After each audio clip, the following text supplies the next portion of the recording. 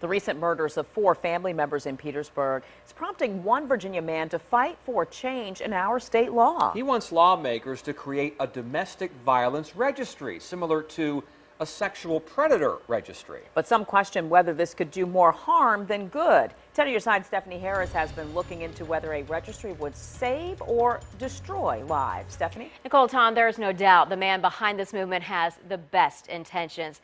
Everyone I've talked to agrees on that. What they don't agree on is the method. An innocent child, a doting mom, grandma, and great-grandma. 4 generations of one family, victims, their cousin claims, of domestic violence. It's disastrous to the family. Everybody is still soft to the issue. For Marlo Jones' family, it was the horror of history repeating itself.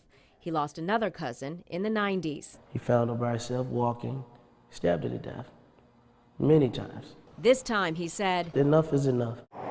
Jones, who, with his own money, is being proactive, is turning this old building so they can know that they've been cared for into a community center. So this is going to always be happening. Also created this online petition to create a domestic violence registry. It proposes when a person gets 2 protective orders against them in 1 year, that person should register as a domestic violence offender, just like a violent sexual offender has to register for a minimum of 5 years. It's a win-win situation for everybody. You and I can use it for our daughters. Our daughters can use it when they date. Some attorneys, including Richard Davis in Portsmouth, questions whether a registry is even constitutional. I don't think it is legal. I don't think that's, you have to be tried, you have to be convicted, you have to be charged before you can get some sort of sentence like that, and that's what that is a sentence. He points to issues with the sex offender registry. Cases, for instance, where an 18-year-old dating a 16-year-old is blacklisted for life. That's probably worse than jail, is being on the registry for years and years and years, and you can't do much of anything about it. Women at a local domestic violence shelter voice concern that it could victimize their clients again. If a woman fights back, or even if she doesn't, her abuser can take out a protective order against her, too. It's a slippery slope. 2 other states, Texas and New York, considered domestic violence registries in 2011. In both cases, offenders convicted at least 3 times would have their names added to a registry. The bills failed in both states. Jones is working to schedule a meeting with the governor and other lawmakers.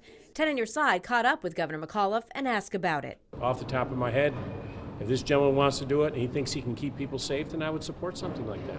Encouraging words for Jones, who is prepared to fight for his family and others. And it may not be exactly how I want it, but at least if you can take some kind of step in that direction, it's okay with me. At least it's something making it stronger, sending a message to these guys.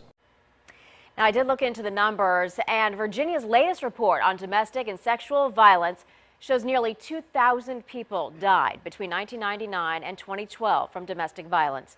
In 41% of the cases, there was a history of physical violence or threats between the offender and the victim. 10% of the time, there was a history of protective orders. You can read the full report and the petition, the registry, as well as you'll find resources for victims of domestic violence, all on wavy.com. Stephanie Harris, 10 on your side.